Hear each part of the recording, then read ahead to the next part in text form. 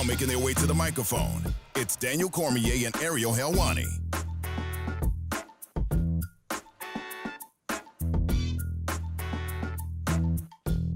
Back in your life on this 4th week of November 2020. Hello again, everyone. Welcome back to a brand new edition of DC and Helwani. That's DC, Daniel Cormier. I'm Helwani, Ariel Helwani, and DC. We got a big show. We got a lot to discuss. You're back from Las Vegas, UFC 255 in the books. Man. I'm buzzing still. I'm still buzzing off of the weekend. One of the best cards of the year. Let me tell you something, man. Okay, let's not get Everybody likes to talk about the cards that don't have the biggest names on them. And they start, oh, well, this card isn't very good. Saturday delivered. It was a fantastic night of fights. And honestly, Deiveson actually, he really, truly established himself as a unbelievable force at 125, but also a real star on the rise. Okay, before we get to Deiveson, I believe it is, God of War. God of War. Of course. I should have just said that. I'd be remiss if I don't wish you and your family a happy American Thanksgiving week. Yeah, this is one you know. Week, this maybe. is what there's a little bit of a difference, you know. Canadian Thanksgiving was like 2 months ago, and this now one you know. we get. Was that? This one you know this This holiday. one I know. Yes, this one doesn't take me by surprise because I know of Thanksgiving. I love Thanksgiving, and my boy L, my business partner in the barbershops, he's coming up from LA on Thursday with Kiana and the kids, and they're bringing a jerk turkey. They're selling jerk turkeys down in Los Angeles, and Elle and Kiana are bringing one up for Thanksgiving for our families. I'm so excited about it, and I can't wait for my jerk turkey. I never really grew up with American Thanksgiving. Is there like a tradition? Is there something? I mean, is it jerk turkey, or are you a turducken fan? Are you? My coach John Smith always had turducken, and I was like, I would never eat that. Like that sounds disgusting. It's a chicken and the duck inside the turkey, which is absurd. Why anyone would eat that is nasty. But we get some dressing, we get some stuffing, the mix. We get corn. Like it's different. Louisiana Thanksgiving opposed to some other ones. Rice dressing, macaroni and cheese, turkey, ham, and I eat and then I fall asleep. And then I wake up and I eat again and then I fall asleep. So you got to remember, a couple of years ago, I got hurt right before Thanksgiving. I was going to fight Rumble Johnson. Yep. The day before Thanksgiving, and my nutritionist at the time, Dan Leith, he was so excited about brining his turkey and cooking it for Thanksgiving. And when I got hurt and the fight got pulled up, I flew him home right away. And I immediately put seasoning on the turkey. When I tell you the turkey was white and bland, I was about to have a bad Thanksgiving. I knew he would have tried, but there's no way that turkey would have tasted good. That's weird. That's my favorite kind of turkey. White, bland, cooked to the max. It's exactly how all your meals are cooked inside of your house. Oh, he's bland. Wait, is that a shot of my wife? I feel like that's a shot. I feel like that was a shot. Jack, all the meals are. No, stop. Ariel, stop. Oh my. I can't wait. Anyway, yes, it's exciting times. Thanksgiving, a lot to be thankful. You celebrate? We'll do a little small thing, but no family around here. It's a bit of a sad scene, but you don't care. You don't invite us. You don't reach out. You can't fine. come. You would never get on a plane right now. You're barely going to Home Depot. I mean, that's what you think, I mean, you haven't really extended the invite, but that's neither here nor there. Let's get back to Saturday, UFC 255 and DC. I mean, I don't know if I should wait for you to say, yeah, you were right, or if I should just say, I told you so. Okay. I will do it. Please. Ariel, as much as this pains me, boy, you were right about this Deiveson Figueiredo. I mean, you were right. You're spot on. Dare I say, please. You were spot on when it came to Deiveson Figueiredo. He's phenomenal. And you saw it, right? Like we've known he could fight, but you saw a different level to this kid. And you told the world, when the world wanted to not believe you, you once again proved why you're considered one of the smartest guys in the game. So pat on the back, my man. You were right. no one wanted to give this guy props. He misses weight before a title fight. Everyone's focused on Benavidez finally getting the belt. He wins. They claim he headbutted him when it was actually the other way around. They make him run it back. Everyone's focused on Benavidez again. They don't give him the props. He waltzes in there on Fight Island with a velvet shirt. And finally, slowly but surely, I had to just take the steering wheel. I had to say, I'm driving this bandwagon. Deuce Figueiredo is here. And I've never been in his presence. I've never actually been at one of his fights. What's it like being in his presence? What's it like calling one of his fights? Because he feels like a kind of guy that oozes star power. He has it. He might be one of the top 3 biggest stars in the sport right now, if you ask me. Well, that's to you. Like, let's not get crazy here. Top 3 in the sport. Like, in terms of ceiling, it's up there. Ariel, no, Connor, you said top 3. Khabib, Connor, Khabib, Figueiredo. No. Oh my God. You'll laugh now, and you'll thank me later. You take it too far. You take it too far. Like, I try to give you Connor, Khabib. Man, what about Miocic and Jones and all these other dudes? What about all these dudes? They don't have hair like that. They don't have power like that. You're crazy. You did to Alex Perez, a very. What about Israel Adesanya, your own boy? Like, he just sold him. One day. Kamaru Usman just sold 1 million pay-per-views. And you're saying that Deiveson Figueiredo is the biggest star? Like, come on. Like, what are you doing? The pay-per-view numbers haven't come out yet, so you can't say that he's not as big as. Okay. I love him. I think he's fantastic. First off, I didn't get to really speak to him. I'm sorry, I hit my mic. I didn't really get to speak to him because when we were doing the fighter meetings, he decided he didn't want to come. That's how big of a star he is. He big time you. He showed us a little bit. Like, he's like, well, first off, he was having to make the weight, right? That's number one. And people, when the guy says, my weight's not where I want it to be, I want to take the time, we step back. Sure. And also, the guy, like you said, cares about the way he looks, and he's feeling a little skinny. So, like, he wanted to step back, stay within the shadows, and now ensure that he didn't lose his belt on the scale. And that's the most important thing. And honestly, I said this Saturday, that's kind of what people are hoping at this point, that this guy goes in heavy, because when you get in there with him, he's insane. So that's interesting insight, because his team was saying all week that we're lower than usual, that everything's going well. Apparently not. And I think that comes up when we talk about what's next for him. But first, let's just give him his props. The win over Alex Perez, under 2 minutes, 1:57 to be exact, guillotine choke. The guy's a finisher, right? This is what we've wanted out of the flyweights. And DC, I saw some people saying, like, stop saying this is like the savior for the flyweights. Don't forget about what Demetrius Johnson did to Ray Borg and Benavidez and all those guys. And you're right. Don't forget about that. DJ, I would never forget about it. That's I would never. But DC, we're approaching 2 years now. Remember, Henry Cejudo fought TJ Dillashaw with the division on the line in January of 2019. We are approaching 2 years of this division being on life support. That isn't a discussion anymore. That's not part of the narrative. No. This man saved the flyweights, because even after Henry Cejudo, they were on life support. Deiveson Figueiredo saved the flyweights, and again on Saturday, he proved why he's the face of the division. Well, okay, yes, for sure. But now, can we go back a little bit to DJ? Because DJ, if the division was almost gone because DJ was so dominant, that speaks to how good he was, because it just didn't seem like anybody was able to go with him.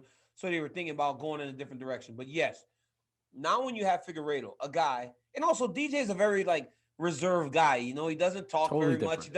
He's a great guy, but he's kind of very what's the word that I'm looking for? Humble. He's very humble guy, very soft spoken. Figueiredo kind of looks like, whereas the way he dresses, the different color hair, he's the type of guy that will make people tune in, and not just for his skill, but for that star power that he possesses. As you're seeing with a lot of fighters nowadays. Yeah. What a performance! What a win! But let me talk about the fight. Can I talk about the fight? Please. Can I talk about the fight? Because we were talking about his star power so much that we didn't even mention the fact that he fought so beautifully. You saw right away, he was switching stances. His team had him very prepared for the low leg kicks of Alex Perez, right? We saw Perez finish his last fight with those low leg kicks, and he was switching southpaw, conventional, landed some nice body kicks. And when he forced Perez to wrestle him, when Perez went in for the takedown, Figueiredo was actually getting taken down, tries a back trip, right? Like, they've eliminated in wrestling, that move now is illegal. You can't back trip a guy when they're holding you on the feet with a single leg, because there's nothing to break or stop you from blowing out the knee. Figueiredo tries the back trip. When the back trip doesn't work, he rolls to almost a knee bar. And then when Perez goes, I know how to defend knee bar. I'm going to take his back. Perez turns to his back. Figueiredo rolls back into him, into the guillotine. And just once he got that lock, bro, you can see Perez's head was almost out, but he was able to get so much pressure on the back of the neck and the head going down. Alex Perez had no choice but to tap. And when you start to find in a guillotine choke, when you start to find space, the last thing you're thinking about is tapping, Ariel. When there's a little bit of space, you think eventually my neck's going to come clear. I'm fine. But Perez, the squeeze was so much. It was so tight that he had to tap. And, you know, it's crazy, man, because for all that was into that fight for Perez, it lasted less than 2 minutes. And Figueiredo now moves on to the next thing in no time. It's insane to watch him take that step. And, you know, I keep saying that the only thing that's really stopping him from truly crossing over and breaking through right now is the fact that he can't express himself in English. And I think some people misunderstand me when I say that. I'm not saying like, I need you as a English speaking person to speak English. It's just history.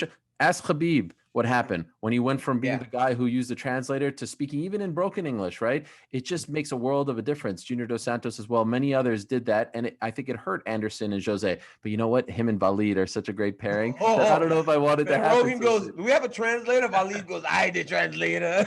I translation. He just pops out of nowhere. I have a translation. Rogan's like, Walid. like this guy, like, it's crazy, man, watching him. Because your boy, like, you love Walid. And he kind of, He's an old school pro wrestling heel manager. He's he's out there press conference. He's just freestyling. Like Figueiredo's giving a 5-word answer. Valid goes on for 3 minutes. There's no way he's actually translating what he's saying, but he's putting him over the whole time. He's hyping him up, which is what he needs right now. And so we get to the press conference, DC, and all of a sudden Dana White, who historically tells us we don't matchmake on fight night. Yeah, right? Wait for the next thing. You wait for Tuesday, the matchmaker meeting, tells us that they're considering having Deiveson Figueiredo fight at UFC 256 in 3 weeks against Brandon Moreno, who fought on this same card on Saturday against Brandon Royval. And then, so he just said, I'm not really sure. This is how the whole thing was a crazy night because Dana says, oh yeah, December, we're thinking about it, but doesn't commit to a date against Moreno. Wow, that's interesting. Then Figueiredo shows up to the press conference and says he's mad that he didn't get a bonus. And honestly, like, I don't get hung up on the bonuses. How the hell did he not get a bonus? I mean, what was better than that? Right? But then Valid's like, no, we're going to figure it out. We're going to figure it out. Don't worry. And then 30 minutes later, I get the word, deal's done. He's going to UFC 256 on 3 weeks notice, the quickest turnaround ever, DC, in the history of this sport and of this company for a champion and a challenger. Derek Lewis did it in about 4 weeks against you. He wasn't the champion. No champion or challenger have had a quicker turnaround than these two guys who are going to fight on December 12th. Pretty remarkable. And that's the beauty in having guys like that fight on the same night, right? Like where Brandon Moreno thought he should have been the guy fighting for the title over Alex Perez, right? But instead, he fought the next toughest guy, Brandon Royval, got the victory, quick first-round finish. Champ gets a first-round finish. Now you go to the back thinking, wow, I got two healthy guys with another title fight that can be made right now, especially with, I saw you guys say that the Sterling fight versus Jan was off. I'm sure the company knew that, right? So when you got two clean challenger champion coming out on the same night, knowing that one of your title fights is going to fall off, the wheels start to turn. And these two guys were more than happy to fight. And Moreno looked fantastic. And Moreno looks like he's a guy that can compete against Deiveson Figueiredo as much as anybody looks like they can compete with Deiveson Figueiredo. I think they wanted to add a second title fight regardless of Jan Sterling. I think now Figueiredo is actually helping them out even more so because, as you mentioned, Jan Sterling is off. We found out late Saturday night that the fight was off. Still unclear why. I'm told Jan has some personal reasons, and so they're hoping to do it in the first quarter of 2021. But now they really needed a title fight for that card. And so the quick turnaround is really remarkable. But now you got me thinking about something that I didn't really think about on Saturday night.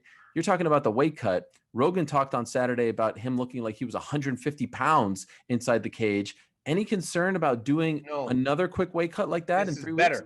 This is actually better for him, right? Because he's in shape. He just got down to scratch, and the weight's going to come off even more. It's going to come off faster now. If you can make weight more consistent, it makes it easier to do it. So I go back to the times where when I first started going down to 205, right? it was very difficult. It was very difficult to get down there when I fought Patrick Cummins and Dan Henderson. But in 2015, when I fought Jones, Rumble, and Gustafson, by the time I would step on the scale, it was fine. So by the time October came, when the guy came to cut my weight, I was over 230 pounds.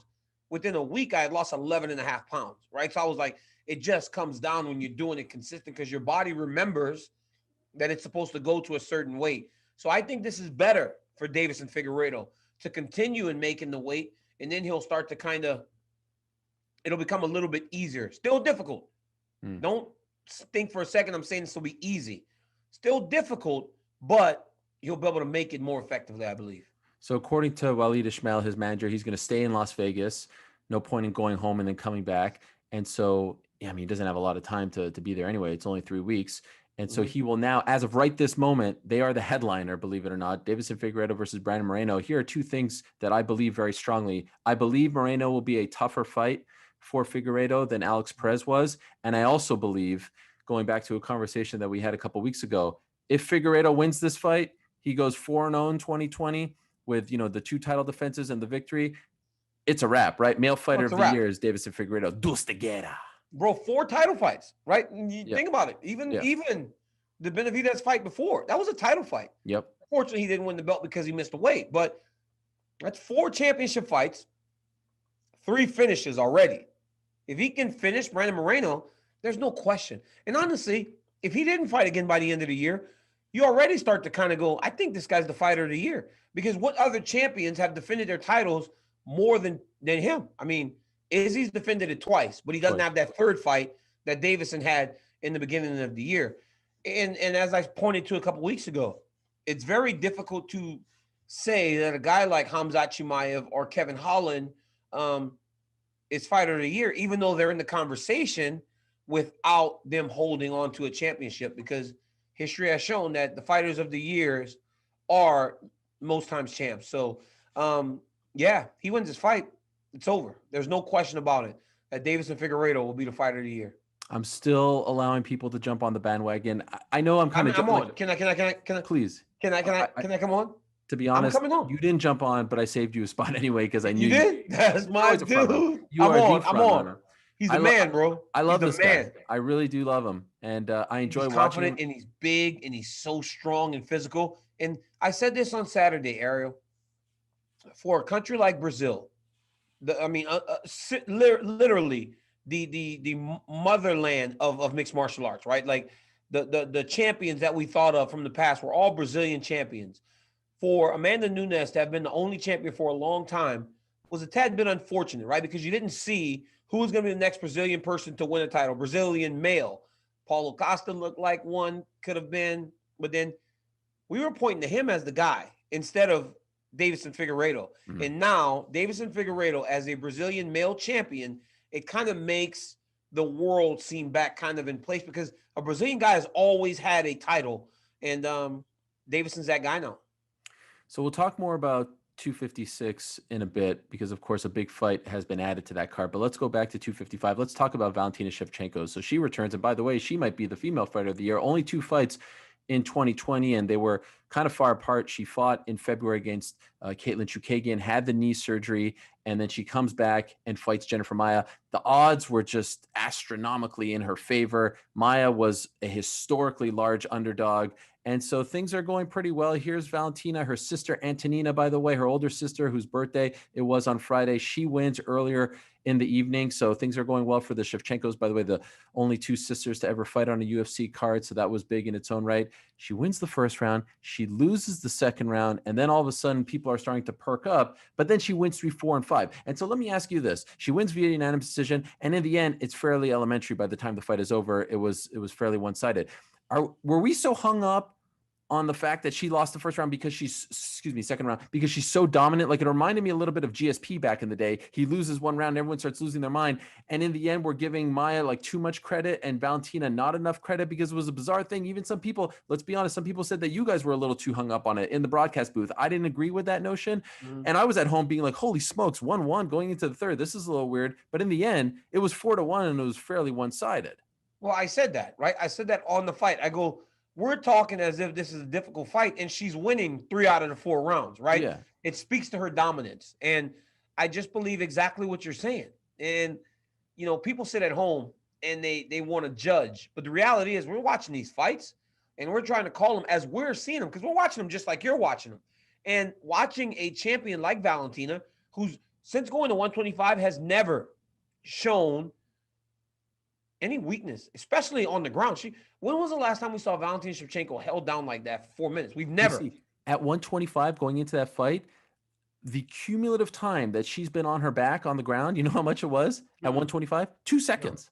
2 seconds. See, so you see her get control for 4 minutes. You're like, oh my goodness, what's happening? Yeah.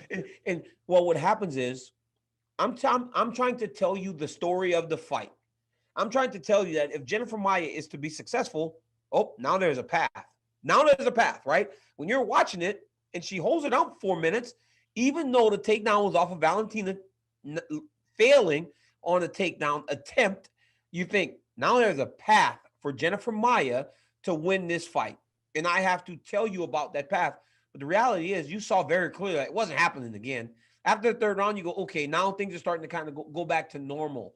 And Valentina's just so dominant, man. And she's beating people up so bad. The first gal she fought at 125, it was awful watching. She just completely just tortured her. Yeah. Joanna Jędrzejczyk, it was a closer fight, but it wasn't all that close, right? She won 3 or 4 out of the 5 rounds. So the Joanna fight is the only round at 125 that she lost. She lost one round. Yeah, she won 4 out of 5 rounds, right?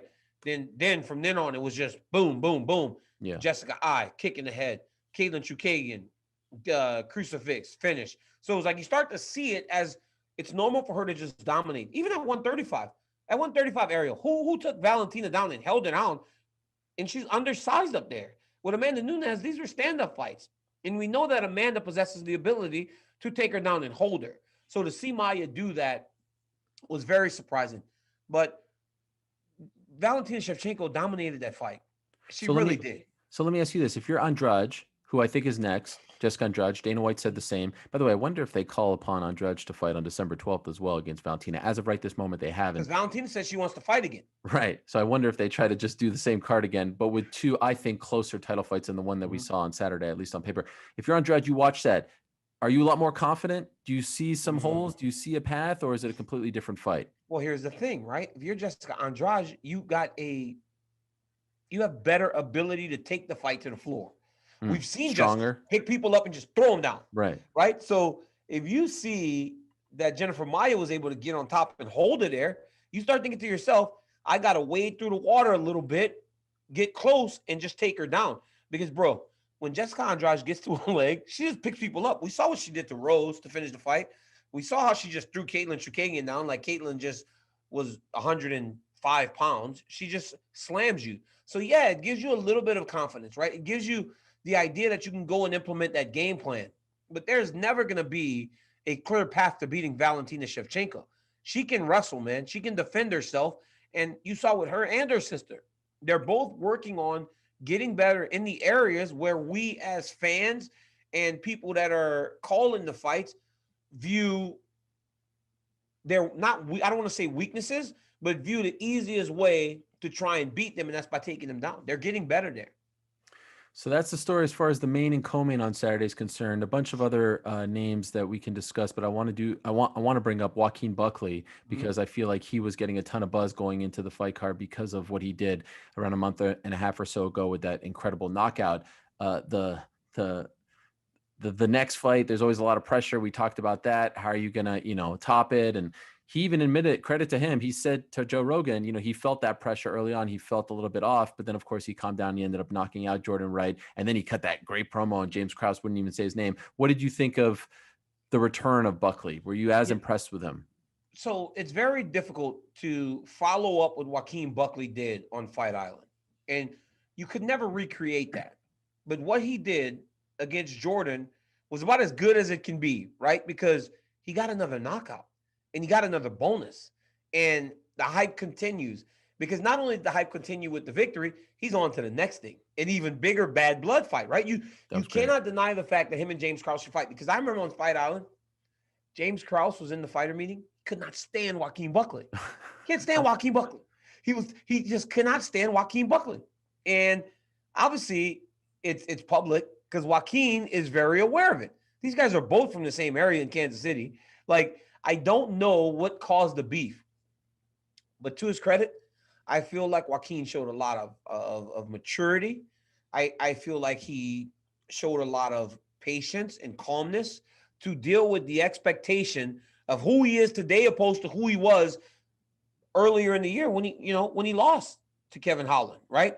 He's maturing, he's getting better, and he's speaking to a lot of things now that are available to him that make him a better fighter. He said, before I was kind of freestyling.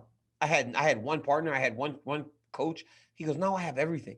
I've got a team of people trying to help me prepare to be a champion. And it showed. And dude, he hit Jordan with the right hand.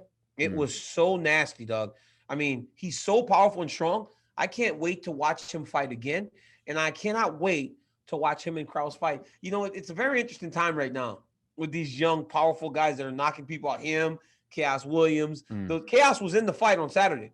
I met him for the first time, told him how proud I am of him to see him and the way that he's carrying himself. He's watching, going crazy when Joaquin Buckley got the knockout. And these guys are going back and forth, knocking people out. I think it's phenomenal. And I think that if Joaquin can continue to improve, he can be a player in this division, a very difficult division, because Kevin Holland has no lack of confidence if he's ever to fight him again, right? So it's like you got to keep getting better and keep exceeding the expectations that not people put on you, but the expectation that you put on yourself.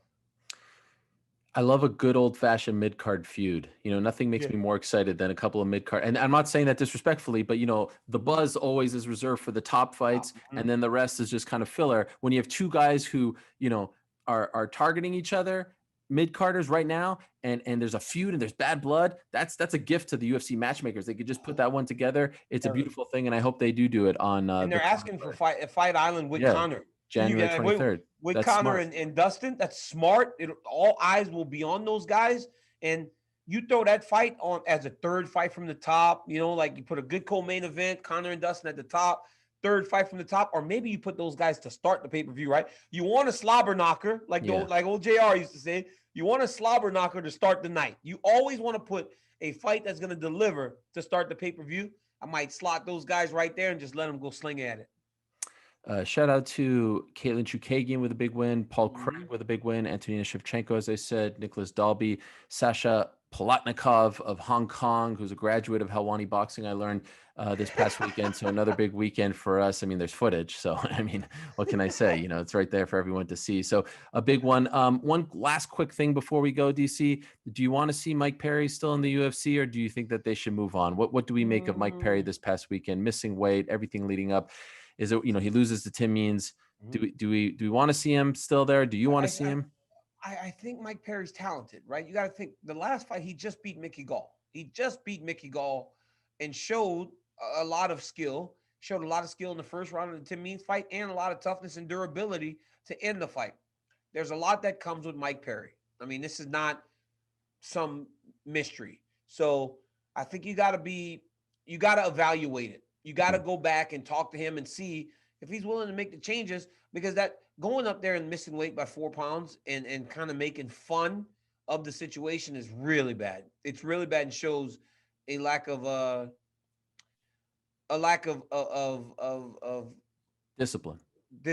But not only just discipline, right? You have to. You and Tim Means now are business partners. You're in the business of getting on the scale together, fighting and putting on a good show. Getting the bosses to all feel good about you and your opponent when you're done, right? You give us a great fight. You do everything professional. And that was, he didn't do it. And he didn't show any remorse for missing the weight, right? To get up there and do the dab. It's unfortunate. It shows a real lack of remorse for not making the weight, especially with all the videos that were out, him eating hamburgers and pizzas. It was cool at first, but at a point, you got to reel it back and be professional. Well said.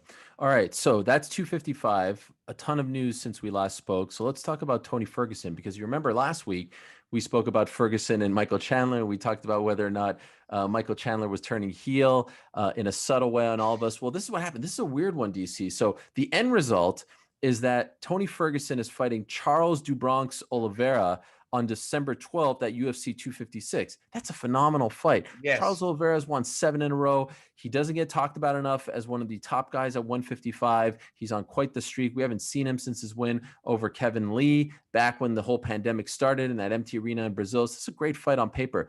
But this is weird what happened here, DC. Listen to what happened here. So remember they were supposed to make the fight on October 24th. It was supposed to be Ferguson Poirier. Poirier has issues, contract issues, so they go Ferguson Chandler. Ferguson says no, he wants Poirier. Then they drop both of them. Chandler's the backup fighter, right? So then the dust settles there, and Ferguson kind of sees all the love that Chandler is getting, and he's like, you know what? I want to fight that guy. Let's do it December 12th.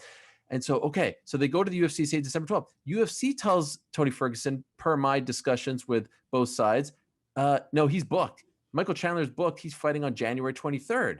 Okay, that's weird. Michael Chandler does an interview with ESPN's Brett Okamoto and says, I'll fight Tony Ferguson on January 23rd. Tony Ferguson says, hey, you're already booked. What are you talking about? And so there's all this confusion. In the end, he's like, you know what? I'm moving on. I'm going to go fight Charles Oliveira. We don't even know who Michael Chandler is fighting. We could get to that in a moment. But this fight has now been added to the pay-per-view card. And I don't think anyone's complaining because it's a great fight on paper. It's just kind of weird how they got there. Yeah, sometimes getting to the best place takes you in a roundabout way, right?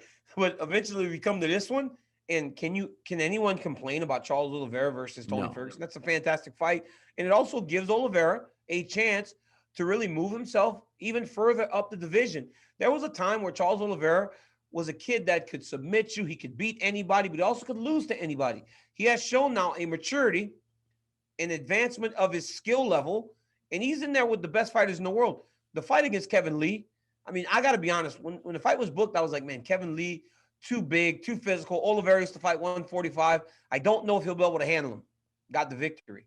Tony Ferguson seems to be a style nightmare for him, at least for the old Charles Oliveira, because the guy with pressure, the guy that would make him fight harder than he wanted to, the guy that could withstand everything that he threw, usually would kind of like, almost like a tidal wave, would just overtake Charles Oliveira.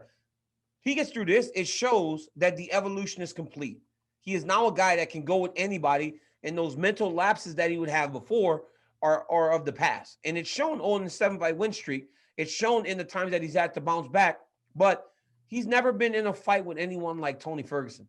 Ferguson is as gifted and as good as anyone that he's ever been in the octagon with. It's going to be a great fight. Those guys are going to bring it from start to finish. There's going to be a lot of blood. And it's going to be fun. I can't wait. I'm calling it.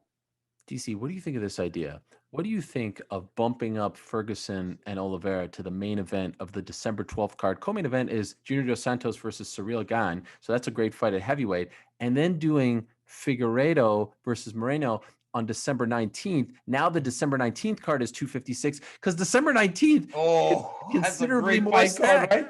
Khamzat versus Leon, Wonder Boy versus Jeff Neal, Rob Font versus Marlon Moraes, Misha Serkinov versus Ryan Spann, Jose Aldo versus Marlon Vera, Michel Pereira versus Chaos Williams. That's the pay-per-view card. Why don't you put the flyweight title at the top of that one, do Ferguson Oliveira as a fight night main event? And now, I mean, doesn't that make a lot more sense? Well, you know, at the UFC, everybody's very aware that it's beginning to look a lot like Christmas. UFC want to give them something for Christmas, like, hey, go to ESPN. We'll give you this great fight card at the end of the year for free. Why you want to put? See, that's the thing, man. The fans love you.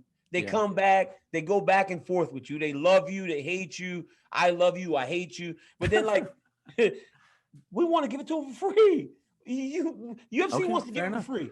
But what might happen is people skipping the 12th and going to the 19th. I'm trying to even it out. But the 19th's free. Okay, you ain't got to pay for it. All right. You ain't got to pay $65, which is a very, very cheap price for a pay-per-view. It's like you got to get through the 12th with the great Deiveson Figueiredo. Get Deiveson Figueiredo's fight over, and then you go to the end of the year. Edwards, Khamzat.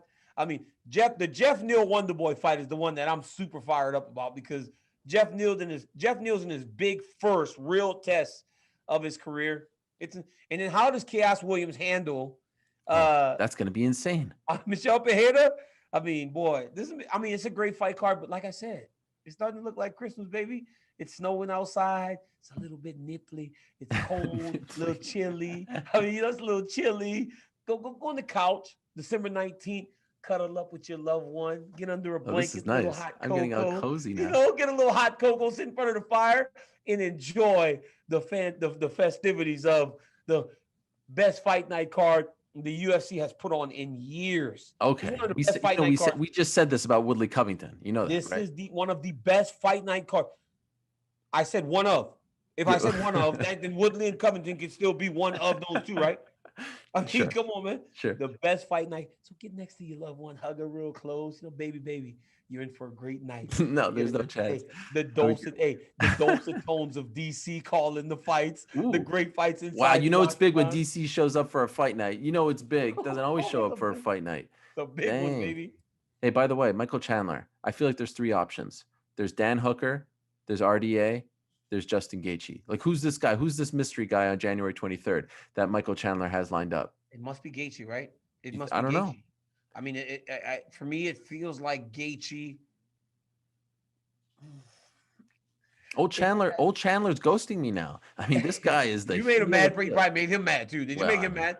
Everyone. Every week, someone's mad. Yeah, last week it was Tony Ferguson who got mad at me for defending him. That was a bizarre one. Well, hey, that's the thing. With Tony, you can't get upset, you know, because sometimes nobody knows how Tony's processing things, right? It might seem so clear to the world, but Tony's going to kind of take it however he wants to take it. At one point, Tony was mad at me. And I was like, well, Tony, he told me he was going to low single me. I was like, Tony, why you want to take me down? What did I do to you? You know, I've been only supportive. And then the next thing, he's telling me he wants to train together. Oh, so yeah, I just kind of take it, just ride the wave of Tony Ferguson. But Chandler and Gaethje would be fantastic. But boy, could you imagine Chandler and Dan Hooker? No, all three. I like all three. It'd be great. Probably Gaethje, man. I think you got to put him at the top. Start him at the very top. If he's gonna be what you expect him to be. Well, speaking of the lightweight division, we finally got official word that Conor McGregor has signed his bout agreement. We found that on Thursday. He told the Mac Life, by the way, his own website. I don't know how they broke that news. I don't know how they got the scoop on that one. Someone needs to look into that one. But it is official, January 23rd. It looks like it's going to Abu Dhabi, and they're talking about an international fight week and pool parties and all this stuff. Dang, you're going to be going over there for that. That's a big time thing, man. I mean, we're back with the fans in Abu Dhabi at the new arena, Etihad Arena. It's a beautiful arena. Etihad, I went there. You went, right? A private tour. I had a private tour with Dana. Fantastic, beautiful arena. I will not partake in the parties. Why? I still have not gotten to that point yet. I'm not comfortable enough with that at this point. I'm still a little bit afraid of everything, but interesting to experience all that would be crazy. And I believe, but see, the thing about Abu Dhabi is they'll go above and beyond to ensure safety. You know, like it's not like they're just going to let random people go into a fight. People aren't going to just leave their homes and show up at the event. There's going to be testing. There's going to be, I mean, I saw Javier Mendez getting the vaccine. Oh, yeah. There. He's one of the first people on the planet with a vaccine. I've got a vaccine. I've got a vaccine over there. So, I mean, people are going to be okay to go into the event, right? So it's like, I don't think it won't be dangerous for the fighters, the staff, or anyone at the UFC. But going back to Fight Island, man, very exciting. It's fun. Conor fighting in front of fans, potentially. That would be quite the scene. We always said that, right? I always said that. You were like, just get him a fight. I was like, man, needs to be in front of fans. The fans in Abu Dhabi. I was the one who said the reason he's not fighting is because the fans can't come. I know, but you were like, but he just needs to fight. And I was like, dude, eventually. It needs to be in front of fans. And wouldn't you know have it? him in Abu Dhabi, beautiful, brand new arena. The fans are going to be fantastic there. The way that they run Fight Island area in Abu Dhabi, it's like it's second to none on all levels. I know I said that when I got back from Fight Island, but with the fans, this thing is just going to feel even bigger if it can. So I'm excited about Fight Island number 3. I think we're going to see, it's funny. I'm listening to some of these like general sports talk shows, and stuff like that. Everyone talks about Conor whenever he comes up in the news. Mm-hmm. They're completely dismissing Dustin. All they're doing is looking at the result of the first fight in 2014, and he won. And I think, and they're like, "Oh, this is a nothing fight." They're skipping everything that Dustin's done since then, and how much he's improved from a confidence level, from a fighting standpoint.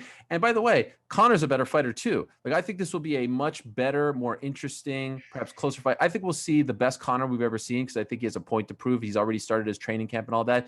But we're also going to see a better Dustin Poirier. Like, people are sleeping on Dustin Poirier, just dismissing him like he's some scrub. That's crazy. It's By the way, so this crazy. is Cerrone McGregor of 2020. This is a No, totally different fight. It's a much closer fight.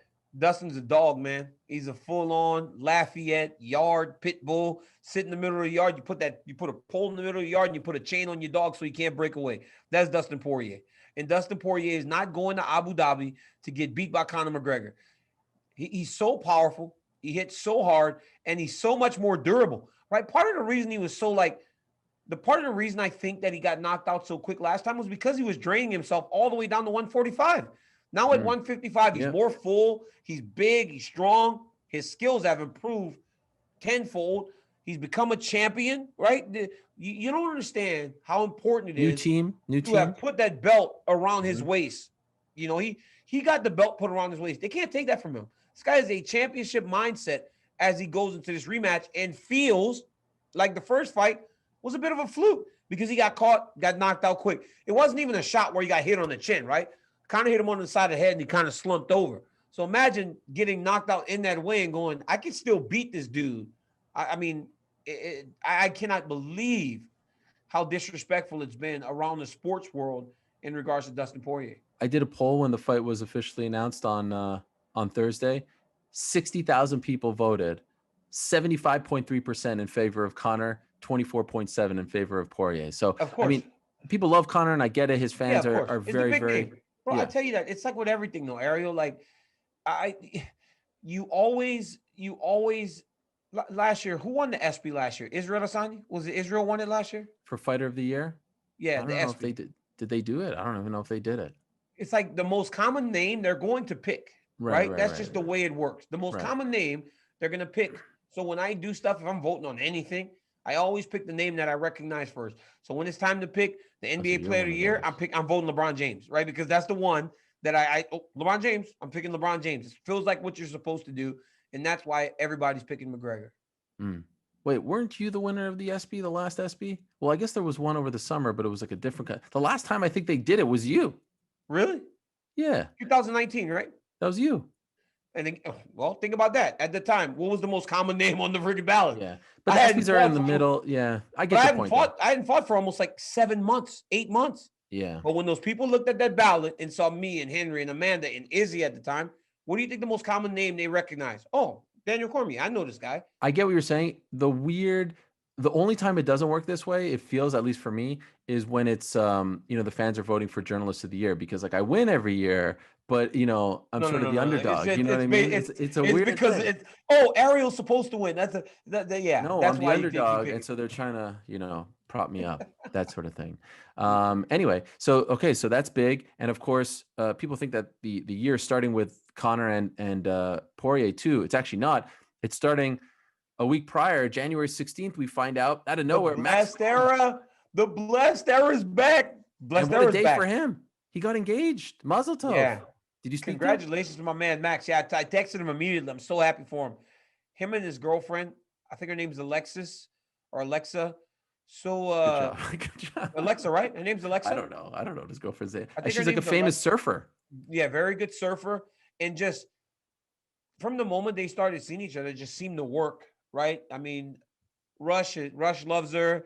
They're all happy, and they're gonna make a great family. I'm happy for Max, man. The dude's everything's kind of coming in place, because you know what? All the championships in the world doesn't equate to happiness in the home, and it seems like Max is finding that. So I'm happy for him. That's a big fight. That's on January 16th. Calvin Kattar. Let's not forget he's fighting Calvin Kattar, who's an absolute savage. So big fight for Max coming back, but also for Calvin Kattar, massive opportunity to propel himself into a title fight. Yeah. DC, I have to mention this. What a great media availability / press conference / Q&A it was late last week. There's my guy, the Eagle, the reigning defending lightweight champion, Khabib Nurmagomedov, laying the smackdown on people like you, people who keep trying to pull him back out of retirement. Could we leave Khabib alone? He said, enough is enough, essentially, in so many words. Stop bothering me. I'm done. I'm tending to my family. I've got some sheep on the farm. I don't know what he said. I got animals or something. The bottom line is, I'm done. Could we leave this man alone, for God's sakes? So I'm going to be honest with you. When I listened to the translation, it sounded like Khabib was like, you know what, man, I'm good. I'm good. Like I've accomplished everything. And ultimately, there's always going to be the pull of another one. And He just sounds like a guy that has made a decision and he's okay with it. But, you know, he's going to Abu Dhabi to have a conversation. I don't know what the conversation is about. I don't know what it is, but we wait till after that. But if we're to take him at face value, he's done. And you know, man, right after he retired, the week after I heard somewhere that he was in a fight again, I texted him and I go, you retired for the shortest amount of time that I've ever heard.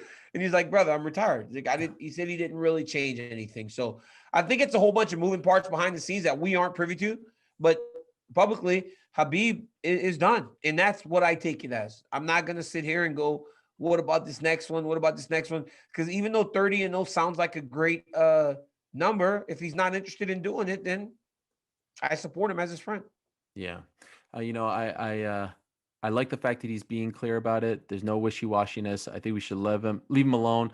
Give him some time to think about things. If he wants to come back, great. If not, great. Just let's leave him alone. Because he could literally change his mind in a year and nothing will change, right? Like, but I think at this moment, it's a matter of him just kind of still processing everything, right? Because after his father passed away, it wasn't very long before he was back in training camp to get ready for the Gaethje fight. So I would just give him time and just let him decide what he wants to do. And right now, at this moment, it's being done. So accept that.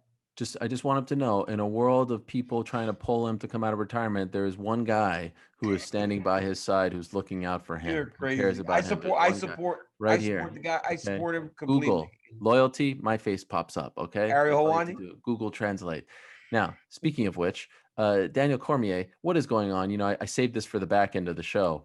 But, you know, a different side of you came out last week, a different side. There's one man who can bring out a different side. I mean, what's going on? We're retired.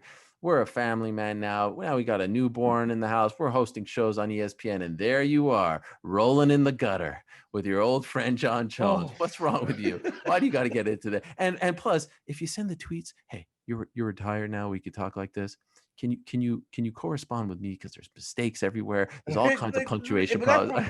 That's part of the deal now. Like if my tweets become too clean, if my tweets become too clean, then it ain't me. Every now and again, I take my time and I really punctuate and do it the right way. But for the most part, I'm just typing mad. Like when Jones comes at me like that, it makes me mad. So I just start typing mad. I could tell with your bad I type mad and I just do stuff. With the reality, even the bad Photoshops. I mean, but the reality is, hey, when the evidence is that clear, you don't need a good Photoshop. I mean, every single time there's like been an issue. So, you know what I don't get about this guy? I don't understand how he goes, they proved me innocent. They never proved him innocent. They never once said he was innocent. So I don't get it. I don't get how he can say that publicly and people can repeat it publicly that he was proven innocent. No. They said the drugs were found in the system, but through like excessive cooperation or something. I can remember the word. I put it on my my Twitter last week. They took his sentence back. It was never innocent. So it is what it is. Still can't stand the guy. And retired, not retired, see him publicly, probably still get into it. It's just the way it is. You guys are going to be like Ali Frazier, well into their 60s. You'll be at a memorabilia signing or something, and you'll get into an argument there. It's just never going to work out. No, he just sucks. Like it just brings down your energy, man. Like and you know what? I took 4 showers. Like I took 4 showers in the bath. I felt so dirty and grimy. I'm like, ugh. Once again, his stench is on me. Like I don't want it. You know, he also smells too.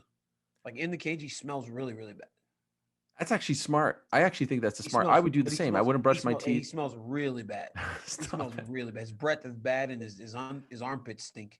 Oh my. Okay. Yeah, he's bad. He smells. All right. Thank you for that. Ask Anthony Smith and those guys. I will. I'll call him after this. You had to get that last shot in. DC, this weekend, you know, historically, it's a quiet weekend of MMA action on Thanksgiving weekend, but not this week. We got your guy, Derek Lewis, the Black Beast, returning against Curtis Blades. Important fight in the heavyweight division, right? I don't think the winner's getting a title shot, but the winner might be next. It's a little weird because Ngannou's probably going to fight Stipe in March. And then if Ngannou wins somehow, then Blades, if he wins this fight, is kind of in trouble because he already has 2 losses to Ngannou. So is he really going to get a third crack? Maybe for Blades is just kind of beating everybody off, and he just can't get past Francis. But this is a different kind of Blades. Right? Different kind of Blades, a better Blades also than the one who fought Ngannou, I think, but also a better Derek Lewis. Who do we favor in this matchup? You know, after watching Derek Lewis's last fight with Oleinik, I feel like he's gotten better in the wrestling. Yeah.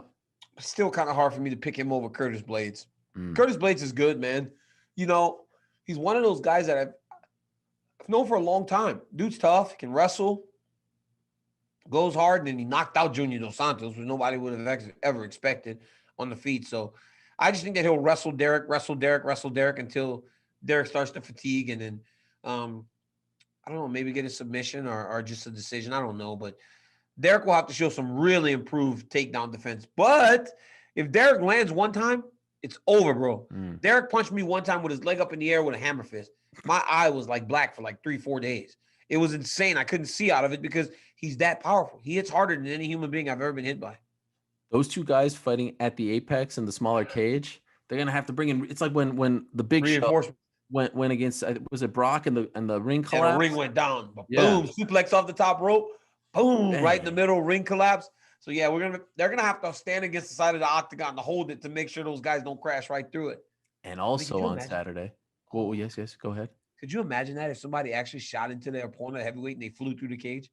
Yeah, I would love that. I would actually. Love that. Some people have gone through the cage door. I've seen that. Yeah, win, please. Like King of the Cage or something. I'd like to see that. I don't know about UFC, but it's definitely happened before. But then what about on the same night, the return of Mr. Iron Mike Tyson himself against Roy Jones Jr.? Are you going to watch this? This is craziness. Absolutely. Nate Robinson against Logan Paul. I'm watching the whole card. Israel Adesanya on commentary, which I actually think is a brilliant move, and I think he's going to do really well. He puts himself in front of a different audience. I can't wait to watch this fight. Mike Tyson looks fantastic. Roy Jones feels like he can just beat Mike. I mean, and honestly, at first, when this whole thing was announced, it was they're going to wear headgear. They're going to do this. They're going to do this. All of a sudden, they make a belt for it.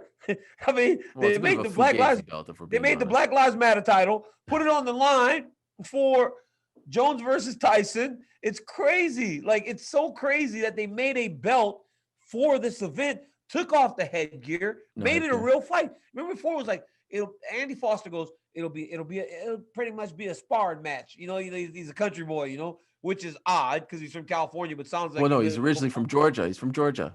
Well, he sounds like he's from Oklahoma. Okay. Andy Foster sounds like he's from Oklahoma. He goes, it's just going to be a sparring match. And now it's a real fight. And I can't wait for it. This is when he calls me. He goes, Ariel, I got to tell you, it's not going to be and I love Andy Foster. He's one of the all-time best. No, but here are the actual rules. 2-minute rounds. So it's technically an exhibition. 2-minute rounds, which, by the way, Tyson and Jones aren't happy about. They wanted the 3-minute rounds. No headgear. California will not be judging it, but the WBC is bringing 3 legends to actually judge the fight. So they will judge. Please tell me. No, I actually don't know who the legends are. It's somewhere online. I miss it. But what's weird about it is Andy's saying no knockdowns. WBC and the promoters are saying yes knockdowns. The whole thing seems like a bit of a car crash. But I have to admit, I'm intrigued. Nate Robinson, former Nick, on the card against. Well, you were the guy that you hosted the press conference. Like, you were right in the thick of it. I was like, wow, look at this. Maybe guy. I'll show up on Saturday night. You don't know, like Bali. On Zoom, because you won't show up. No, I'm not. Hey, now let's go back to the back. We got Mike Tyson after his victory with Ariel Helwani. It would be like a standing TV with your head. Hey, Mike, you'll be looking in the wrong direction, like you point to me every single week. Hey, Mike, what do you think about the victory? I haven't put on pants in like 9 months. I'm paying whatever it costs to watch this fight. Okay, I think it's $49.95. It's on Thriller, and it's on. No, you can get it on traditional pay-per-view. You can get it anywhere. Oh, you can now. Yeah, so it's not on Thriller. No, you can get it on DirecTV, anything. Yeah. And by the way, it's Triller, not Thriller. No, it's Triller. They want you to go there, but you can also get it anywhere. In demand, you can get it anywhere. Okay. On demand, Triller. You can get it anywhere. You can watch the legends. Mike Tyson versus Roy Jones. I cannot wait for it. Speaking of Roy Jones, Anderson Silva officially released and says he's going to keep fighting at 45. And I thought of Anderson while I was watching Shogun on Saturday. What do we like? Do we want to see these guys keep fighting? Shogun's Anderson 38 years old, bro. I know. Shogun's 38. He's my age. Shogun is 38 years old, and he just doesn't look like himself anymore. I mean, but he hurt himself real bad early in the fight. You saw his elbow to photo. So, oh man, he didn't get taken down that easy by Paul Craig the first time. So maybe the elbow was the real issue, but when you think back to Shogun back in the day, you definitely aren't seeing the same guy. Anderson still fighting. Look, man, you can't pull the love for something out of a man's heart. You can't take that from him. So if he wants to fight, let him fight. I mean, he can go fight. It is what it is. Where do you think he What goes? sucks for me is that Scott Coker and them were like, we're not interested. And like there was a time that if Anderson Silva was on the market, everybody would want him. Yeah. So it's unfortunate that he's at a place in his career now where neither of the two biggest organizations in the world really want a piece of him. Anderson versus Shogun, Ryzen, New Year's Eve. That would be great. I mean, but Shogun ain't getting cut. Shogun ain't getting cut. I mean, Dana said he doesn't want to see him fight anymore. Yeah, but but then he also said he still has 2 fights on his contract. Yeah. So it sounds like the door's open if he does want to continue to compete. And honestly, before this, Ariel, in his last like 8 fights, Shogun is like 1-6 of them. He's 1-6. It just gets a little sad. Like I don't want to see the heroes go. It's selfish. I know it's his life. But it's the way no it one's is. telling you to retire at 38, right? Ariel, the way it is, Ariel. We've always spoken about this. Like our champions don't go out glorified. That's just not the way the world works. Like usually you go out on your back. The greatest champions go out on their backs. That's just the way it is. Except for one. Khabib? No, George St. Pierre. He went out. St. Pierre went out on top. Like St. Pierre went on two of them, right? Khabib and St. Pierre went out on top. It doesn't happen that often. So those are the guys at the tail end of their careers. But DC, I got to say, this was one of my favorite weeks of MMA of the entire year. It started really on Thursday. There was some other stuff Wednesday, Tuesday, but Thursday, AJ McKee pulling off one of the best subs of the year, a young stud, 25, future face of Bellator. If in fact he does fight Patricio Pitbull in the finals of the World Grand Prix, he made it to the finals of the Featherweight Grand Prix, but Pitbull has one more fight left against Emmanuel Sanchez. That's going to be one of the biggest fights that Bellator has ever put on. Then Friday, Kayla Harrison making her featherweight debut, completely annihilates Courtney King with those elbows. First time, by the way, that Kayla Harrison can use elbows in an MMA fight, because at PFL, they don't use elbows. And then like an hour later, Alex Pereira, kickboxer, comes over to LFA, guy who beat Izzy twice in kickboxing. And honestly, this was one of the scariest moments, I will admit.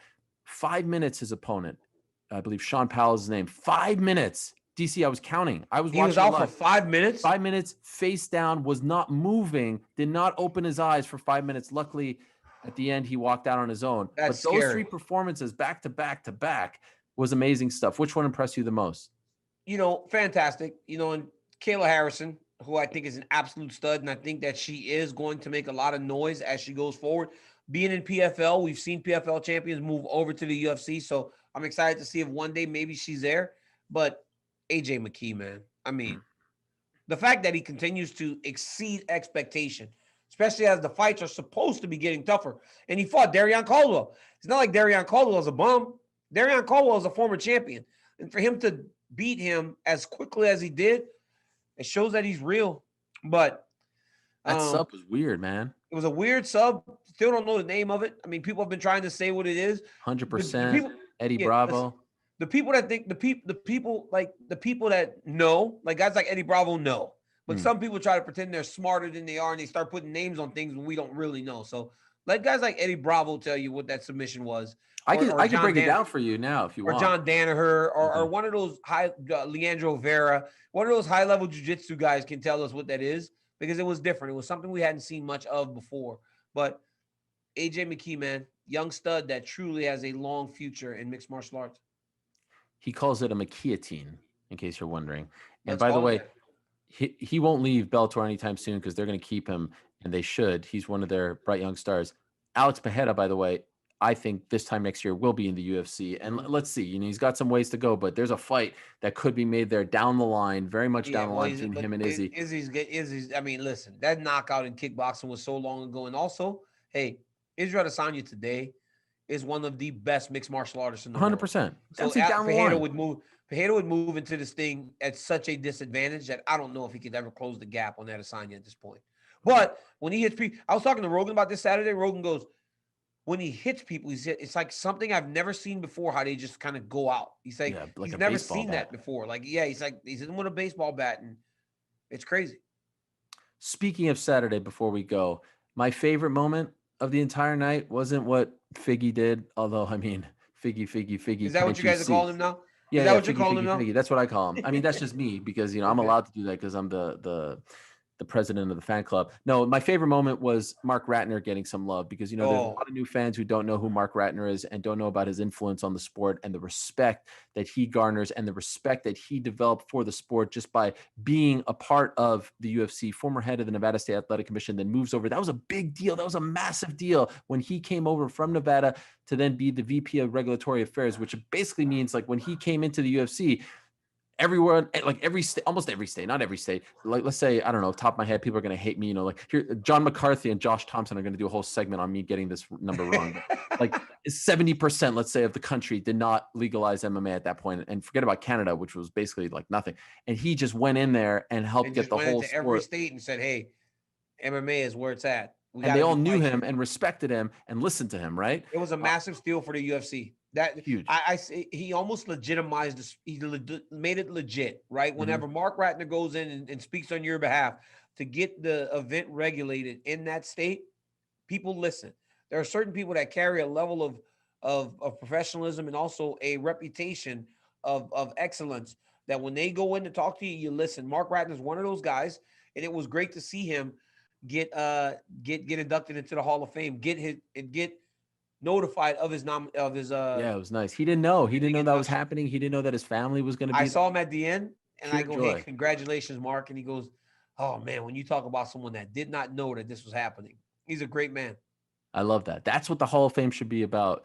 Recognizing people like him, like Jeff Blatnick, the real trailblazers of this sport. And I loved that he got his moment in the sun there. One of my favorite people, always checks on me, always nice, always wishes me a Shabbat Shalom when I see him Friday at the weigh-ins. I mean, a true mensch. If there was ever a mensch, it's Mark Ratner, who, by the way, moonlights as a like a timekeeper at high school basketball, does that's crazy, right? Raiders, does UNLV. Like the guy is a legend, and he's like doing timekeeping. Yeah, he just loves sports.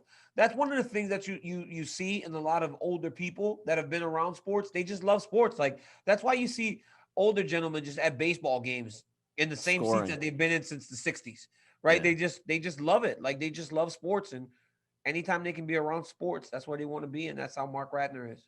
And how about on his final week as a WWE superstar? There he is, the dead man, the Undertaker, the final farewell, doing an interview with me, DC. And I asked, as the leader of the locker room, I said, "Hey, you judge right here and now. You're the judge of Wrestler's Court. You're the one who the boys in the back, as they say, everyone listens to you. What would happen if my guy Daniel Cormier waltzed into that ring? What would happen?" And he put you over unlike any other. No, he didn't. I didn't see it. What did he say? I mean, you don't please tell me. Please tell me. He put please you. Tell me. Please tell me. Please tell me. Please tell me. He said Daniel Cormier is a phenomenal athlete. He's a two-time Olympian. I mean, he knew the resume, and he said anyone who discredits this man and doesn't think that he could go into that ring and sell out an arena or headline WrestleMania, you're sorely mistaken. And they'll have to, and I'm improvising a little bit here, but you'll have to deal with me being the dead man. Oh, that's the dead man. So hey, could you imagine? Booker, Paul Heyman, Roman, AJ Styles, The Miz. We don't need any of you. We got the dead man. Hey, could you imagine? Well, at this point, can I just say this? At this point, you've been bumped. If I'm walking to WrestleMania, now I'm getting tailed by The Undertaker. Sorry. I'm sorry, Ariel. I love you. I respect it. I respect it. If The Undertaker's got my back, I feel much more comfortable because you want to do it. Oh, you remember? You want to do it? Yes. You want to do it? He's not afraid of Brock to go fist. The Undertaker, I watched the last ride. He goes, "Hey, man, I sit back and I think, back in the day, I was a bad boy." I love that part. When Undertaker goes, and then I feel myself today, and I wonder, well, what did the time go? What happened? In that deep Southern, accent. Yep. Love that guy, man. Thank you, Undertaker. I appreciate it, and I can't wait to get in front of him and meet him and talk to him and pick his brain about everything. Okay, I don't know about all that. I think you kind of took the compliment and turned it into a meeting. No, when I get to right. Okay, gotcha. Okay. WWE, everything opens up and I'm in his presence. Sure. I can't wait to pick his brain and talk to him about everything and tell him some of my mixed martial arts stories, because guess what? He loves MMA. He loves it. Yeah. He absolutely loves MMA. So I was wearing the gloves last night. We have value, right? Mm-hmm. So we have value. If we go over there, we're not going just to learn. We can talk about the stories that we have from the greatest sport in the world, mixed martial arts. Listen to this. This is a great tagline. DC, we're not here to take part. We're here to take over. Oh, that's what it Wow. said? I can't remember Is that original or what? Is that I can't original? remember that. I can't remember that. Okay. All right. We're out of time, DC. We're out of time. Time flies when you're having fun. Happy Thanksgiving to you and your family, DC. Thanks to everyone who continues to rate, download, subscribe, and review. We appreciate you very much. We appreciate everything that the fans are doing for us, helping us climb the charts here at ESPN. And we shall be back next week to talk about Blades Lewis, to talk about Tyson Jones, and all the other madness that goes on in the world of MMA. And, of course, Deiveson Figueiredo, who at that point will be 2 weeks away from headlining another pay-per-view back-to-back, Jack. Yeah, yes, you wanted to say something? It's going to be crazy, man. I can't wait. Hey, shout out to Taysom Hill. First win as a starting quarterback. Okay. All right. Anyway, the music's playing. Baby. That's 7 in a row for the Saints, baby. Back next week, same time and place. Until then, we say peace. We're out of here.